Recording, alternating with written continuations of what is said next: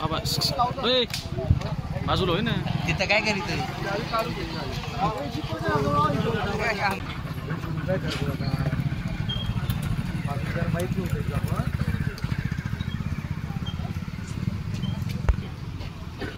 आज आपल्या छत्रपती शिवाजीनगर सातपूर या ठिकाणी रंगमळूंगी इथं राहणारा युवक तुषार रघुनाथ पवार याचं झाड पडून अतिशय दुर्दैवी अशी घटना या ठिकाणी घडली आहे। मी नाशिक महानगरपालिकेचे आयुक्त साहेब आणि प्रशासनाला विनंती करेन तर गेल्या अनेक दिवसापासून अशी मागणी होत आहे का जे झाडं जुने झालेले आहेत, गुलमोहरची झाडं असतील, अनेक प्रकारची झाडं असतील, त्याची झाडं ठिसूळ झाले दिसताना अतिशय मोठ्या प्रमाणात दिसतात, परंतु झाडं कधी कोसळतात।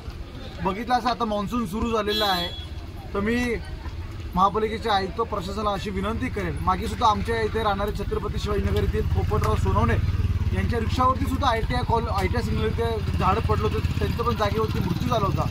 परंतु उद्यान विभागाने आणि नाशिक महानगरपालिका प्रशासनाने कुठल्याही प्रकारची हलगर्जीपणा न करता जे झाडं जे खराब झालेले जे ठिसूळ झाले त्याचं ऑडिट करून ते त्वरित काढून घ्यावे।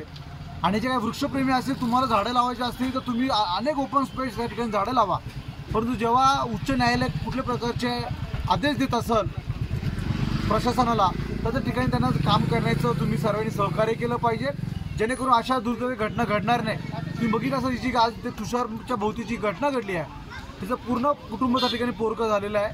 मी पुन्हा एकदा सर्व प्रशासनाला विनंती करून उद्यापासून नाशिक शहरातले असे जे काही झाडं जे खराब अवस्थेत असतील ते काढून घेण्यासाठी विनंती करतो।